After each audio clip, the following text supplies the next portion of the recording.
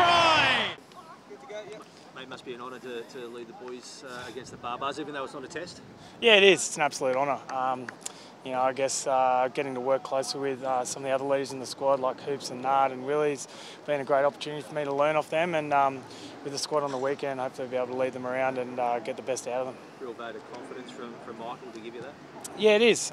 He gave me the tap on the shoulder on Sunday, so it's been good, been building through the week, and I guess he just said he had the utmost confidence in me and he wanted me to lead the boys around, and he knows there's a lot of new faces in the squad, quite raw, and a lot of blokes getting their first opportunity, so I just want to make sure that it's the best environment for them on the weekend to be able to perform and impress in front of not only the selectors but also the rest of Australia. I feel like it's going to be a different type of match, a match like this against Barbarians. They like to throw the ball around. It is, yeah, and they're such exciting players. They've assembled like an awesome squad of just attacking flair, and that's great. You know, you want them to be entertaining the fans in afternoon footy in Allianz, and you know, you just got to keep your head on the swivel because you know, especially Quady, he's got a lot of tricks up his sleeve, and you know, the Barbarians always bring that exciting style of footy that is entertaining to not only watch but also play against. Do you think Quady has something to prove?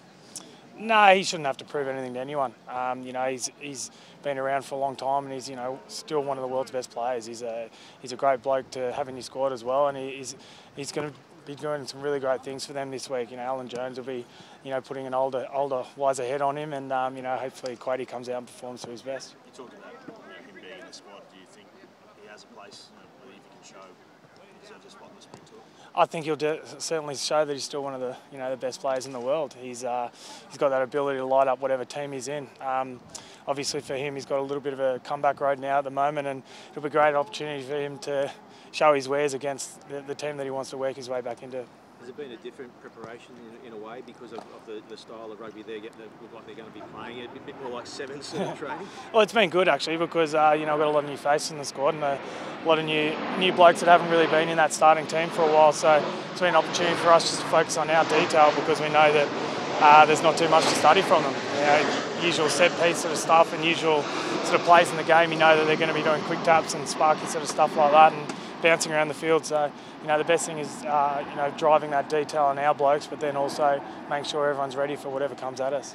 How's Carmichael looking at the back in number 15? He's good. He's slotted back into the squad really well. You know, he's a fantastic player and really proved himself in those June tests.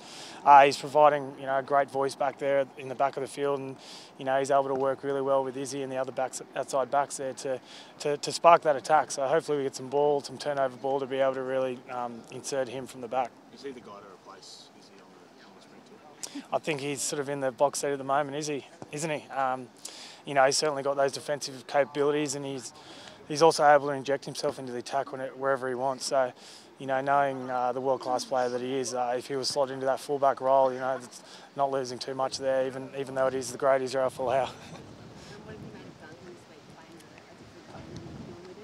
Yeah, it is. It's been good working with him. He hasn't played a lot of 10 before, so you know, we've just sort of stripped it right down for him to make sure that he's got that confidence and that control in the 10 position. And then putting a lot of ownership on the blokes around him. You know, he's got great blokes like Samu, Meeksy around him. You know, he's got some big forwards in front of him to give him that confidence to be able to play his game.